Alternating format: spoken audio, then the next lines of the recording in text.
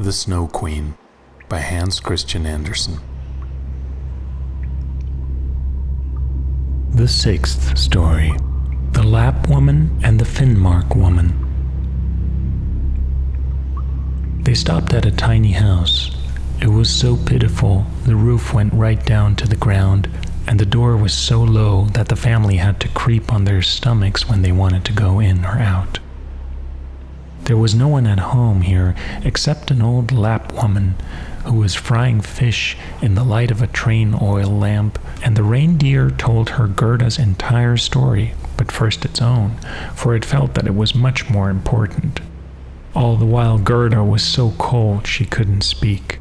"Oh, you poor things," the Lap woman said. "In that case, you still have a long way to go. You have to cover 600 miles or so into Finnmark, for there the Snow Queen is out in the country burning blue lights every single evening. I'll write a few words on some split cod. I haven't any paper. I'll give it to you for the Finnmark woman up there. She can give you better directions than I can." And when Gerda had been warmed up and had something to eat and drink, the Lap woman wrote a few words on some split cod, told Gerda to take good care of it, bound her to the reindeer once more, and off it leapt. Whoosh, whoosh, it said up in the sky. All night long the loveliest blue northern lights gleamed, and then they came to Finnmark and knocked on the chimney of the Finnmark woman, for she didn't even have a door. It was so hot inside that the Finnmark woman went around practically naked. She was tiny and her complexion muddy. She immediately loosened little Gerda's clothes, took off her mittens and boots, for otherwise she would have been too hot, placed a piece of ice on the reindeer's head, and then read what had been written on the split cod. She read it 3 times, and then she knew it by heart, and she then put the fish in the cooking pot, for she never wasted anything. First the reindeer told its story, then little Gerda's, and the Finnmark woman blinked her wise eyes, but didn't say anything. "You are so wise," the reindeer said. "I know you can tie up all the winds in the world on a piece of sewing thread. If the skipper undoes the one knot, he gets a fair wind. If he undoes the other, it blows hard, and if he undoes the third and fourth, there is such a gale that the forests blow down. Won't you give the little girl a potion so she can have the strength of 12 men and overpower the Snow Queen?" "The strength of 12 men," the Finnmark woman said. "Yes, that should do the trick." And she went over to a shelf, took out a large rolled-up hide, and unrolled it. On it strange letters were written, and the Finnmark woman read away till the sweat poured down her forehead.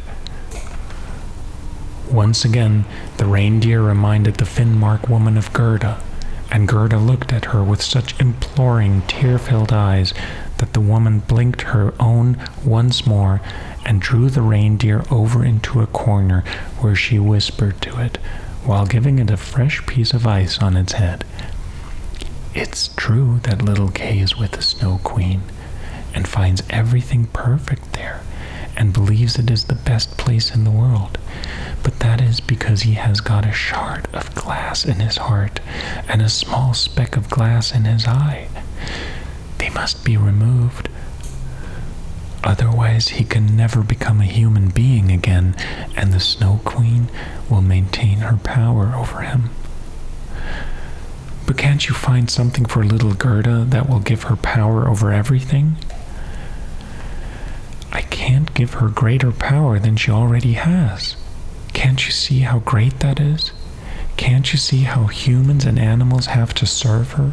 How she has managed to get this far in the world on her own bare feet? She must not be told of her power by us. It resides in her heart. It exists because she is a sweet, innocent child. If she is unable of her own accord to get to the Snow Queen and remove the glass from little Kay, we cannot help her to do so. A dozen miles from here, the Snow Queen's garden starts. You can carry the little girl up to that point, set her down by the large bush that stands in the snow with its red berries, Don't stand there chatting away and hurry back here."